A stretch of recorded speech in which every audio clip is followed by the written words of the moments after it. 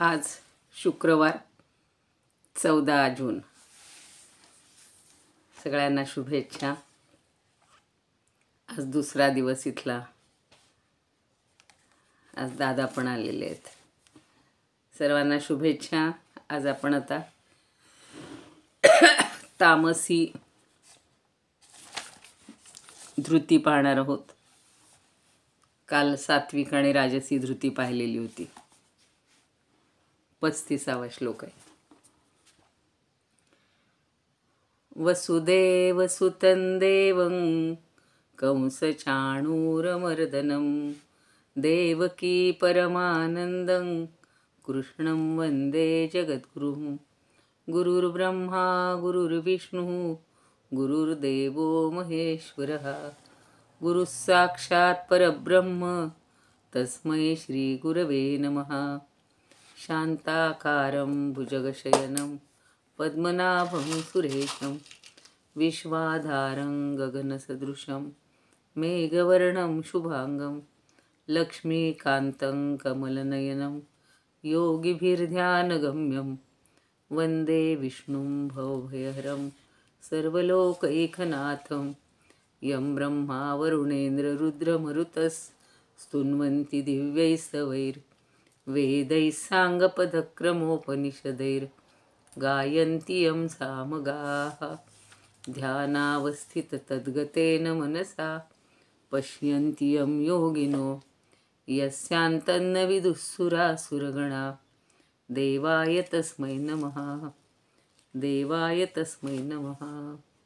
जय श्रीकृष्ण. सर्व श्रोत्यांना आणि भगवद्गीता भक्तांना ब्रुसेल्सहून सगळ्यांना नमस्कार, वंदन, सादर वंदन. आज 35वा श्लोक पाहणार आहेत. मी चुकून मगाशी 32वा म्हणलं, कारण बुद्धीचा तामसी प्रकार 32वा होता. काल आपण 33 आणि 34 पाहिले. राजसी आणि सात्विकी धृती. धृती म्हणजे धारणाशक्ती, किंवा धृतीला दुसराच अर्थ धैर्य असा आहे किंवा निश्चय असा आहे. तर आपण जसा त्याच्याकडे बघू, बुद्धीनं सगळं घेतले, ग्रहण केले, पण ते धारण करण्याची जी शक्ती असते ती म्हणजे धृती. शैक्षणिक क्षेत्रामध्ये ग्रहण, धारण, स्मरण, चिंतन, आपण जसे परमार्थात सुद्धा चिंतन, मनन, तसे हे सगळे एक एक टप्पे आहेत. तर आपण जे आता शिकलो आहे आत्तापर्यंत, हे सगळं धारण करण्याचं काम आहे. आणि मग त्याचं पुन्हा ॲप्लिकेशन, प्रत्यक्ष ते उतरवणं. तर ही धारणाशक्ती जी आहे ती सात्विकी कशी, राजसी कशी, हे आपण काल पाहिलं. आता तामसी बघा. यया स्वप्नं भयं शोकं विषादं मदमेव च न विमुञ्चति दुर्मेधा धृतिः सा पार्थ तामसी. यया म्हणजे जिच्यामुळं. स्वप्नं भयं शोकं विषादं मदम एव च. मदम एव च असं संधी आहे. न विमुञ्चति, जिच्यामुळं या सगळ्या गोष्टी जी सोडतच नाही. स्वप्न, स्वप्न म्हणजे झोपणं आणि त्याच्यामध्ये स्वप्न येणं. भय, सारखी काहींना सगळ्याची कशाची तरी भीतीच वाटत असते. विषाद म्हणजे खिन्नता, जी अर्जुन विषाद योग आपण पाहिला, म्हणजे तो खिन्न झालेला होता, त्याला काही सुचत नव्हतं, तर ती खिन्नता, खिन्न. आणि मदम, मद म्हणजे मोह किंवा गर्व. एवच, आणि मदपण. च म्हणजे सुद्धा. न विमुंचती, तो कधीही सोडतच नाही. तो कसा आहे? दुर्मेधा.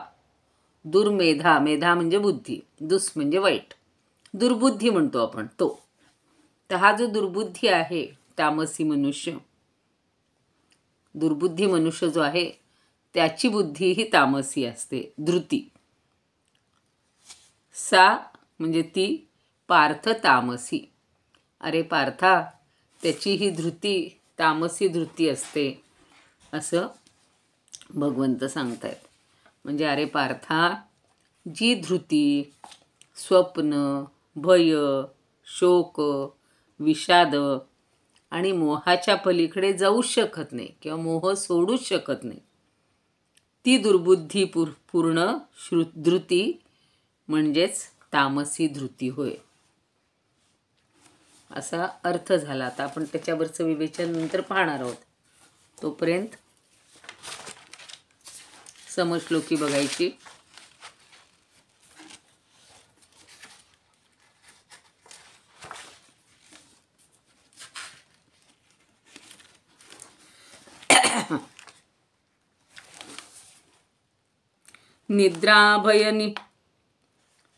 निद्राभयन जी सोडी, शोक मोह मद, शोक द्वेष मद, घाली झापड बुद्धीस, धृती तामसती असे.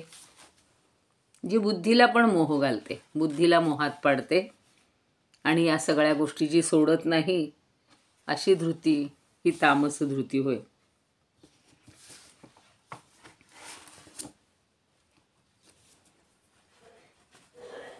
तर तुकाराम महाराज काय म्हणतात बघूया.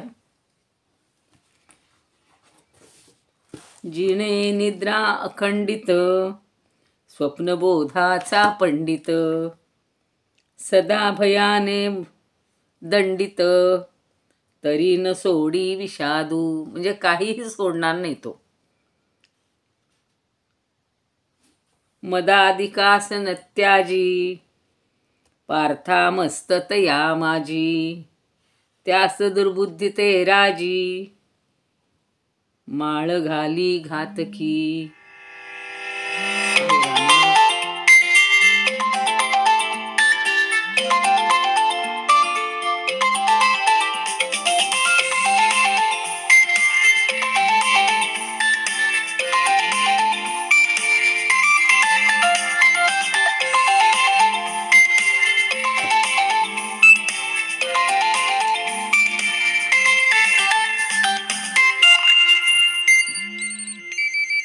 नेमका फोन आलाय पण ते व्हॉट्सअपचा बंद नाही करतायत ना.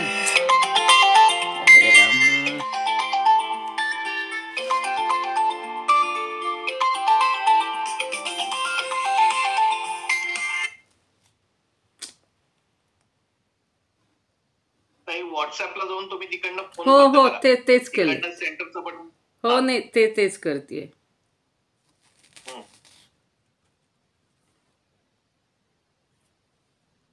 आता मला पुन्हा हे सगळं जोडावं लागेल.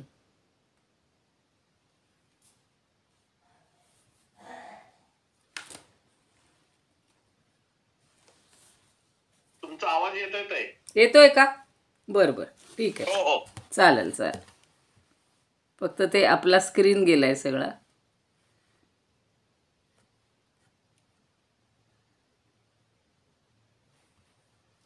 स्क्रीन मोठा होण्यासाठी काय करू? स्क्रीनवर सेंटर तुम्हाला ते असं छोटा झालाय का स्क्रीन? तुमचं फक्त तुमचं दिसतो. झालं. हो झालं. सगळंच गेले आता.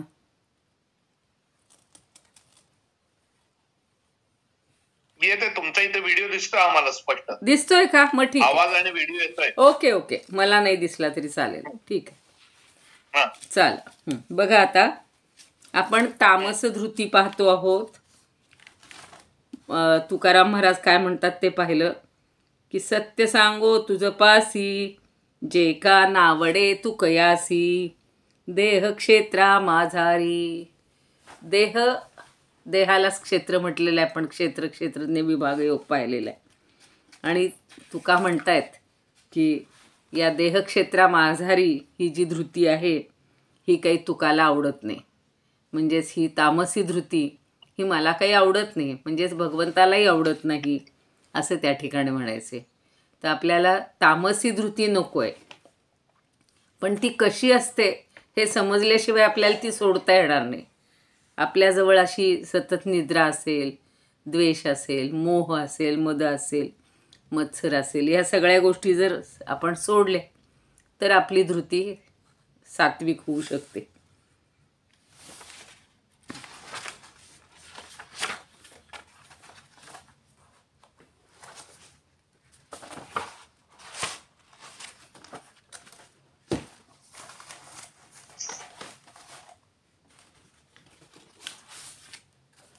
सरळ आता शंकराचार्य काय म्हणतात ते बघूया.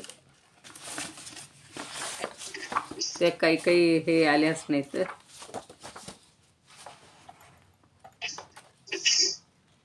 येतोय आवाज म्हणताय ना. हा ठीक आहे ठीक आहे. आवाज येतोय. हा ठीक आहे ठीक आहे. आता शंकराचार्य काय म्हणतात बघा की ज्या धारणा शक्तीमुळं मनुष्य स्वप्न, भय, निद्रा किंवा त्रास, भयाचा त्रास, शोक, दुःख आणि मद यांना अजिबात सोडत नाही किंवा विषय सेवन करण्यामध्ये आपण काही पुरुषार्थच करतो आहोत. काही लोक म्हणतात काय हे मिळवायचं कशासाठी आणि काय हे सगळं नुसतेच जपून ठेवून काय करायचेत आपल्याला पैसे. आजचा दिवस आनंदात घालवायचा आणि म्हणून सगळ्या विषयांचा उपभोग. आता सध्या यूट्यूब आणि आपल्याला ह्याच्यावर मोबाईलवरच सगळं करमणूक होत असल्यामुळं. पण आम्ही काही वर्षापूर्वीचा काळ आहे की ज्या वेळेला ज्यांच्याकडे टी व्ही नव्हते किंवा टी व्ही नवीन आलेले होते तेव्हा तो VCR आणायचे, व्हिडिओ आणायचे, एकेका रात्रीत 3-3 पिक्चर पाहायचे. म्हणजे त्या डोळ्याला जेवढा ताण देता येईल तेवढा द्यायचा, पण एन्जॉय. कारण 200 रुपये भरले की 3 पिक्चर बघायला मिळणार. तसं संगीत, मग संगीताच्या कितीतरी मैफली किंवा कितीतरी सतत आहेतच आता कानात हे घालून 24 तास ऐकणारे लोक आहेत की काम करता करता सुद्धा. बरं ते नव्हे, सगळ्या प्रकारचे गंध त्याची आवड आहे. मग हा स्प्रे मारा, तो स्प्रे मारा, ते सगळं पाहिजे. आणि हे सगळं करत असतानाच समोर काहीतरी आपल्या खायला पाहिजे. मग आज ही आवडीची वस्तू, ती आवडीची वस्तू किंवा आपलं शिक्षण हे झालं, नोकरी झाली, ड्युटी झाली की चालले घरी जाण्यापूर्वी बाहेर एन्जॉय करायचा. म्हणजे प्रत्येक इंद्रियाचा उपभोग घ्यायचा एवढंच त्याला माहिती आहे. भले त्याच्यानंतर परिणाम होऊ देत, त्याचे त्रास होऊ देत, पण ते तो कधीही सोडत नाही. आणि म्हणून या विषय सेवन करण्यामध्ये आपण जसा काही पुरुषार्थ गाजवतो. काही लोक म्हणतात काय माहिती आहे काल किती बिल झालं एकट्याचं किंवा दोघांचं. अहो 2,000 रुपये, 5,000 रुपये. आता हजारांना काही किंमतच राहिलेली नाही. कोणी म्हणतील आम्ही 40,000 उडवले, अमक्या अमक्या 5 स्टार हॉटेलमध्ये गेलो, एंट्रीलाच एवढे पैसे, अमक्यालाच तेवढे पैसे. तर हा जो आहे ह्यात पुरुषार्थ वाटतो. आणि उद्यापासून कपल्लक म्हणून पुन्हा दुसऱ्यांना मागणी करायलाही त्याला काही वाटत नाही. तर असाच आपल्या मनामध्ये उन्मत्तपणा त्याच्या मनामध्ये किंवा इतका त्याच्या शरीरात भिनलेला असतो की त्या मदाला सुद्धा तो जणू काही माझं कर्तव्य आहे अशा रीतीनं वावरत असतो किंवा त्याला वागवत असतो. किंवा कुत्सित बुद्धीचा जो मनुष्य आहे तो ह्या सगळ्यांना कशालाच सोडत नाही. एखाद्यामध्ये थोडासा विवेक असेल, तो म्हणाल बाबा नको, इतकं हे नको अतिरेक करायला. पण हा जो पक्का तामसी आहे तो यातलं काहीच सोडत नाही. आणि अशा प्रकारच्या ज्या धारणाशक्तीला तामसी मनुष्य हा धरून ठेवतो, म्हणजेच त्याच्याजवळची जी धारणाशक्ती आहे ती तामसी आहे. आपण बघतो बघा, शाळेमध्ये सुद्धा काही मुलं असतात की त्यांना काहीच करायचं नसतं. अगदी येऊन शाळेमध्ये सुद्धा डोळे मिटून झोपून राहतात किंवा काय चाललं आहे याच्याकडं काही लक्षच नसतं. पुन्हा फुशारकी मारणार, काय केलं माहिती आहे, आमके सर आले त्यांनी शिक्षा, मी ऐकलंसुद्धा नाही. म्हणजे तो मद त्याच्या ठिकाणी एवढा असतो, उन्मत्तपणा एवढा असतो की उलटून बोलेल. म्हणजे कुणापुढेच कसं वागायचं, संस्कार त्याच्याजवळ काहीच नसतात. आणि म्हणून गुणाच्या भेदाने हे 3 प्रकारचे भेद आपण कशाचे वाचले, ऐकले, तर धृतीचे. धृती म्हणजे धारणाशक्ती.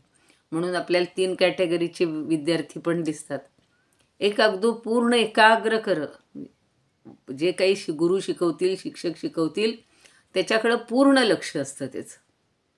आणि मग सगळ्या चांगल्या गोष्टी तो त्यातल्या स्वीकारत असतात. ती सात्विक धृती पाहिलेली आहे. म्हणजे आता माझी इथली नातच आहे, ती म्हणते की पहिल्या दिवशी शिकवलेलं मला शेवटच्या दिवशीसुद्धा आठवतं आणि अजिबात विस्मरण ही गोष्टच नाही. त्यामुळे त्यांना ते परीक्षेचं टेन्शन, खूप अभ्यास करायला पाहिजे अशी भानगडच नाही. कारण ती धृती म्हणजे धारणाशक्ती चांगली आहे, ग्रहणशक्ती चांगली आहे आणि मग त्याच्यामुळं स्मरणही चांगलं होतं. ऐन वेळेला ते आठवणंही महत्त्वाचं असतं, नुसतं लक्षात असून उपयोग नाही.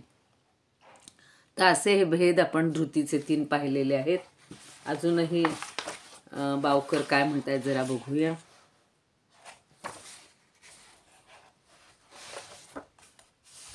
ज्ञानदेव काय म्हणतात बघूया. काय झालं, काही गोष्टी त्या थोड्या अस्पष्ट आल्या. त्यामुळं आता ह्या तामस धृतीच्या पुरुषांना भगवंतांनी दुर्बुद्धी हा शब्द वापरला आहे, तो लक्षात घ्यायचा.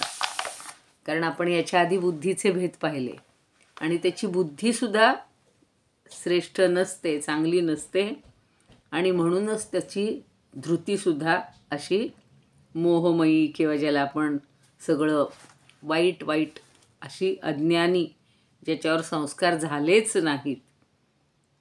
आता समजा एखाद्याला राजपदावर बसवलं, अशा या काय म्हणू आपण, तामसी वृत्तीच्या माणसाला जर राजपदावर बसवलं तरीसुद्धा तो त्याच्या सवयी सोडणार नाही. म्हणून एक कुत्र्याच्या बाबतीत असं छोटासा श्लोक, अर्धा भाग आहे की तत्किम नाशनाती उपाहनम, म्हणजे त्याला जरी राजा केलं तरीसुद्धा उपानह म्हणजे जोडा. कुत्र्याची एक सवय काय असते, जोडे चाटायला फार आवडतं. चप्पल बूट जे काय असेल ते चगळत चगळत बसायचं. म्हणजे त्याला श्वा यदी क्रियते राजा असं तिथंच म्हणलेलं आहे की श्वा म्हणजे तो कुत्रा. कुत्र्याला जरी राजा केलं तरीसुद्धा तो काय बूट जोडे चाटण्याचं सोडणार आहे का?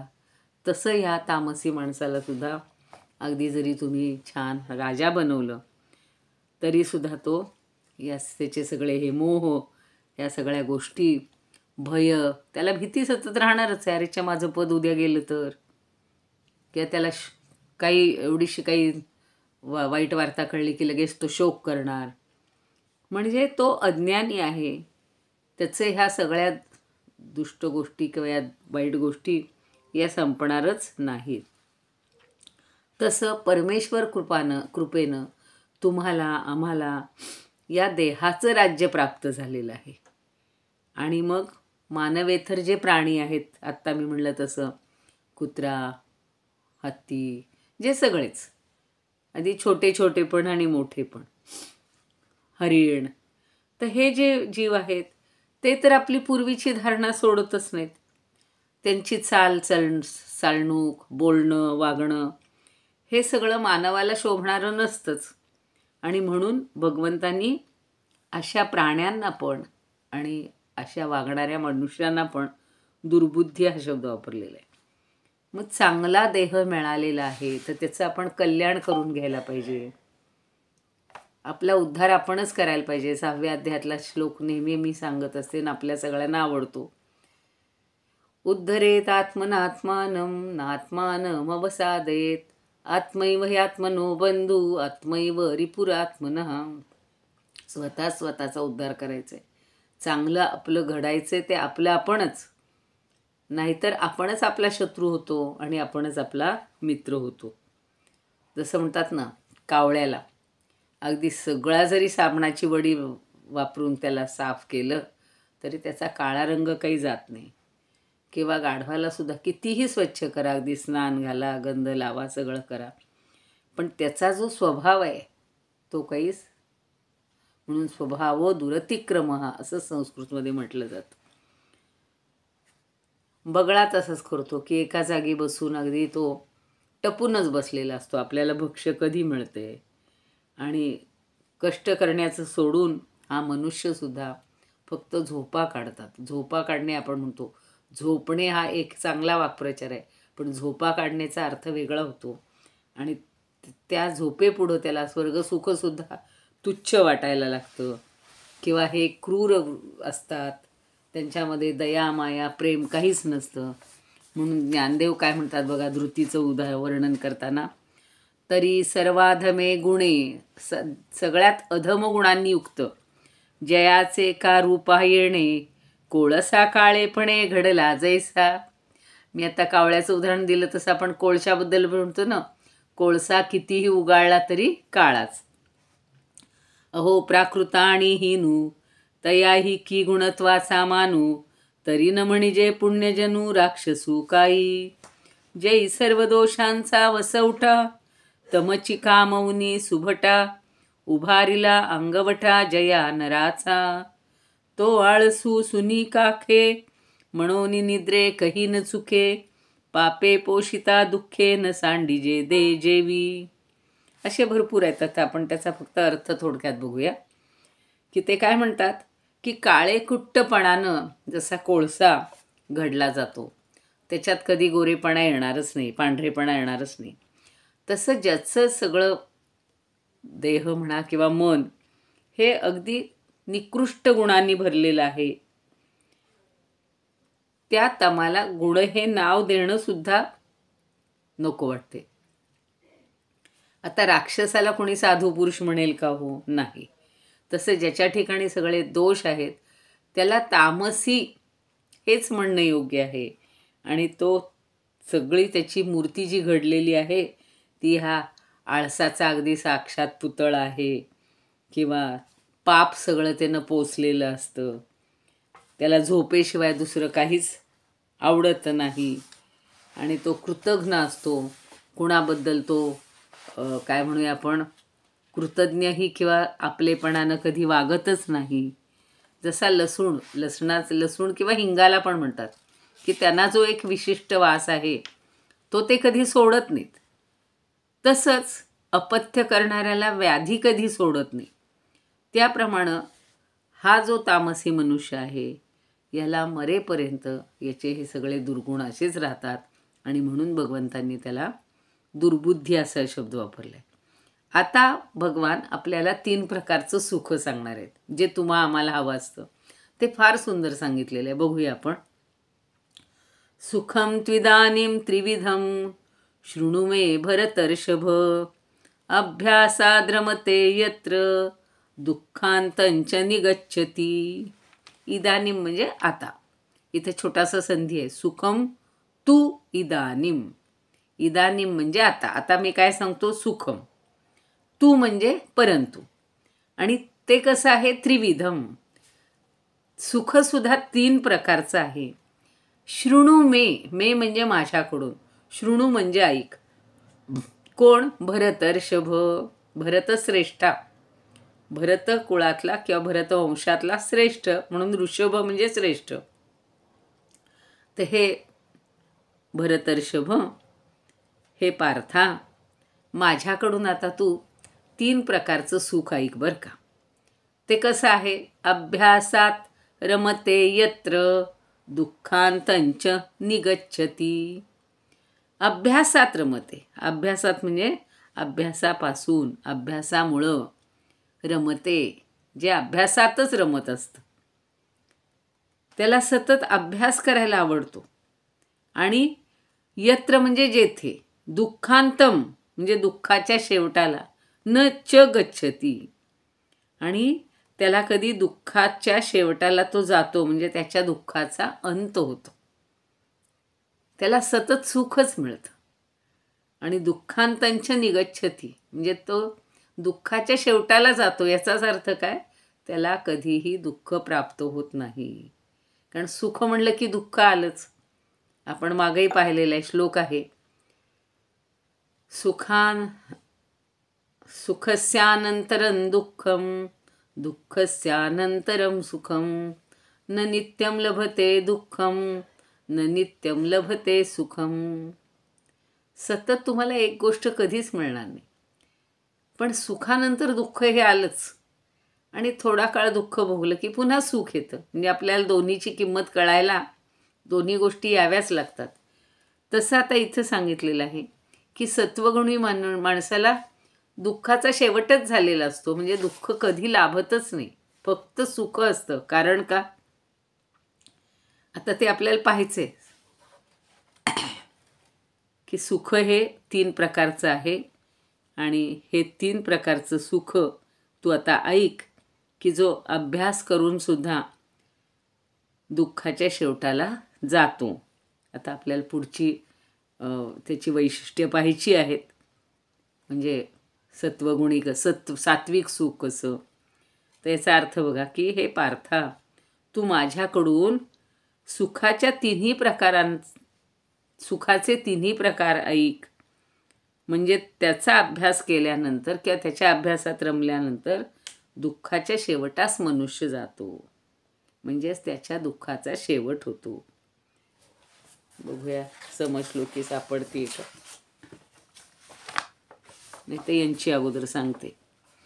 पार्था ऐकही माझ्याकडून तू तिन्ही प्रकारा सुखा, दुःखाच्या तर जात तोर मुनिया, अभ्यासी ही शेवटा.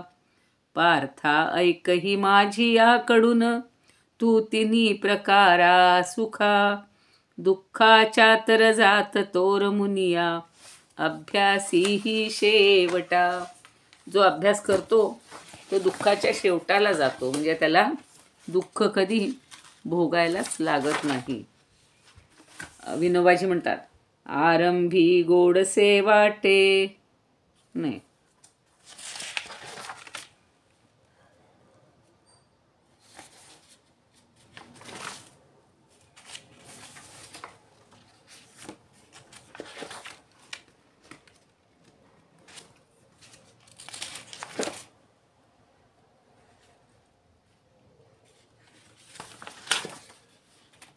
नाही चालेल, ठीक आहे. आपण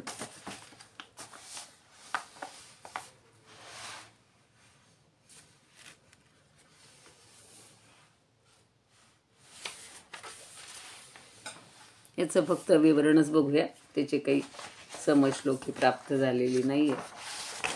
शंकराचार्य काय म्हणतात बघा. अरे भरतश्रेष्ठा, तू माझ्याकडून 3 प्रकारचं सुख समजून घे. अर्थात ते ऐकण्यासाठी तुझे चित्त अगदी एकाग्र कर. ज्या सुखामध्ये मनुष्य अभ्यासामुळं रममाण होतो, अर्थात ज्या सुखाच्या अनुभवामध्ये पुन्हा पुन्हा प्रवृत्त होतो आणि त्या कृतीवर प्रेम करतो, त्याचप्रमाणे मनुष्य आपल्या दुःखाचा अंत अनुभवतो. म्हणजे आपल्याला दुःख नको आहे, पण त्याचा अंत करण्यासाठी काय करायचं. तर एकतर आपण आपल्या मनामध्ये दुःखाला थाराच द्यायचा नाही. दुःख होईल अशा गोष्टी करायच्याच नाहीत. आणि मग ज्या ठिकाणी दुःखाचा अंत होतो असं सुखाचे 3 प्रकार आपल्याला पाहायचे आहेत. पण 3 ठिकाणी काही दुःखाचा अंत होणार नाही आहे. फक्त सात्विक सुखामध्येच तो अनुभव येणार आहे. आणि तो सुद्धा कसा येणार आहे ते आपल्याला त्या श्लोकामध्ये बघता येईल. तर मनुष्य काय असतो किंवा कुठलाही जीव काहीही करत असला तरी आपली धडपड कशासाठी आहे. सुखासाठी. सुख प्राप्त व्हावे हीच आपली अंतिम इच्छा असते. आणि सुखाच्या कल्पना प्रत्येकाच्या वेगळ्या असतात. मला गरम खायला आवडत असेल, दुसऱ्या एखाद्याला पित्त प्रकृतीच्या माणसाला गरम अजिबात चालणार नाही. तो म्हणाल मला थंड द्या. म्हणजे माझ्या सुखाच्या कल्पना वेगळ्या, दुसऱ्या व्यक्तीच्या सुखाच्या कल्पना वेगळ्या. तसंच एखाद्याला अगदी चमचमीत पदार्थ आवडतात, तिखट आवडतात. एखादा म्हणतो मला सगळं सात्विक, गोड, मधुर, अत्यंत कुठलंही तिखट वगैरे असं नको, चमचमीत नको. म्हणजे सुखाच्या कल्पना ह्या प्रत्येकाच्या वेगळ्या असतात आणि सुखाचा शोध हा वेगवेगळ्या ठिकाणी घेतला जातो. आता जसं खूप फिरायला आवडतंय आणि खूप एका जागी बसून शांत राहायला आवडते, विरुद्ध गोष्टी आहेत. पण एका घरात 2 माणसं अशी राहतात. एखादा म्हणतो चला भटकायला, एखादा म्हणतो जरा शांत बसा, 3 सांची वेळ आहे, पहाटेची वेळ आहे, आपण जरा चिंतन करूया. म्हणजेच प्रत्येकाला सुख हे वेगळ्या ठिकाणी गवसत असतं, सापडत असतं. समजा एका रस्त्यानं मार्ग आक्रमण करायला लागल्यानंतर कदाचित तो रस्ता खराब लागला म्हणून एखादा मनुष्य निराश होईल. मग पुन्हा रस्ता बदलतो. मग रस्ता बदलला की शेवटी खऱ्या सुखाच्या मार्गाला लागतो तो. आता जी उनाडक्या करणारी मुलं असतात ती स्वतःला सुखी समजतात. आम्ही काय ऐश करतो म्हणतात. कारण त्यांना अभ्यास नको, दगदग नको, शाळेचा व्याप नाही, परीक्षा नाही. आता काल परवाच इथं ऐकलं, एका शाळेच्या मुलीला विचारलं, तुझी परीक्षा कधी आहे? ती म्हणते, आमच्या शाळेत परीक्षाच नाही. म्हणजे म्हणून ती सुखी आहे. आमची नात म्हणती, माझी म्हणजे आम्ही आलो आणि त्याच्या दुसऱ्या दिवशी तिची कालपासून परीक्षा सुरू झाली, परवापासून. ती म्हणती, परीक्षा तर पाहिजेच ना, थोडं तरी आपल्याला टेस्ट व्हायला नको का, आपण काय केलंय काय नाही. म्हणजे त्यात त्यांना समाधान नाही. आता 8-10 वर्षापासून बिचारी काही मुलं बघा वेठबिगारीची कामं करत असतात आणि ती त्यांना आयुष्यभर सुटत नाहीत. माणूस बघा त्या उत्तर वयात असा म्हणत बसतो की अरेच्छा, एवढं सगळं आयुष्य गेलं हो, पण सुख म्हणून कधी पाहायला मिळालं नाही. त्याच्या उलट लहान मुले जेव्हा अशी अल्लडपणे खेळत असतात, बागडत असतात, त्यांना कुठले ताण नसतात, मग आपल्याला वाटतं किती सुखी आहेत. आता मी मागे तुम्हाला म्हणलं होतं की आमच्या शेजारी जी 4 वर्षाची मुलगी आहे, तर मुलींना बघ हल्ली ती टेडीतली सगळी खेळणी आवडतात. ही बाहुली, ती बाहुली, मोठ्यापर्यंत, एवढ्या उंचीपर्यंत, त्यांच्या वयापेक्षा म्हणजे त्यांच्या उंचीपेक्षा जास्त मोठी.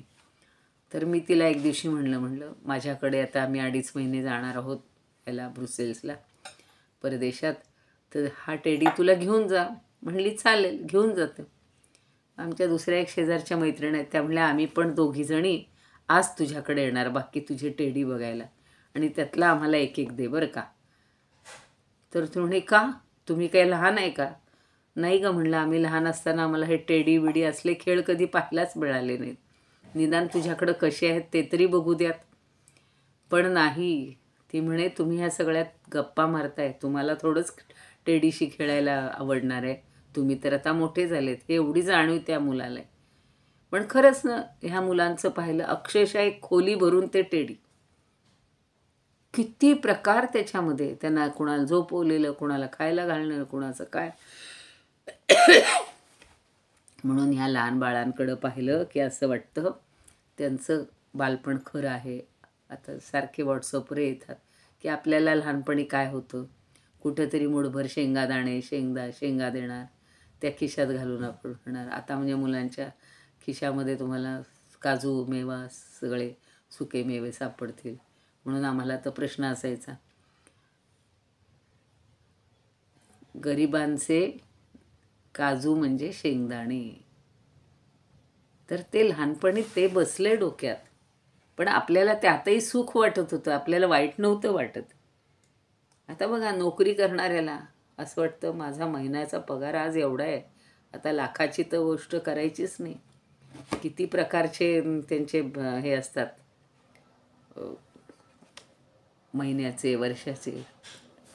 तर आपण त्या कल्पना पण करू शकत नाही. पण जे काही आपल्याला मिळत असतं ते सुख आपल्याला वाटत असतं किंवा आपण ते सुख मिळवण्याचा प्रयत्न करत असतो. म्हणून दुःखाचं मूळ जे आहे ते कशामध्ये आहे हो, तर अहंकारामध्ये आहे. आणि तो अहंकाराचा लय झाला की मग जीव सुखाची वाटचाल करू शकतो. म्हणूनच अभ्यासातच दुःखाचा, अभ्यास म्हणलंय ना की अभ्यास आणते, म्हणजे अभ्यास झाल्यानंतर त्या दुःखाचा शेवट होतो. शाळेत न जाण्यापेक्षा शाळेत जाणारी मुलं स्वतःला सुखी समजतात.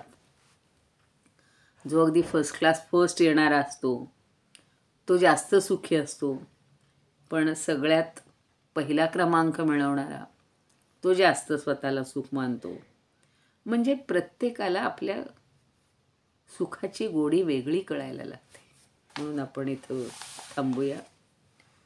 योगेशं सच्चिदानंदं वासुदेवं व्रजप्रियं धर्मसंस्थापकं वीरं कृष्णं वंदे जगद्गुरुं. कृष्णाय वासुदेवाय हरये परमात्मने प्रणतः क्लेशनाशाय गोविंदाय नमो नमः. ओम पूर्णमद पूर्णमिदं पूर्णात् पूर्णमुदच्यते पूर्णस्य पूर्णमादाय पूर्णमेवावशिष्यते. ओम शांति शांति शांति.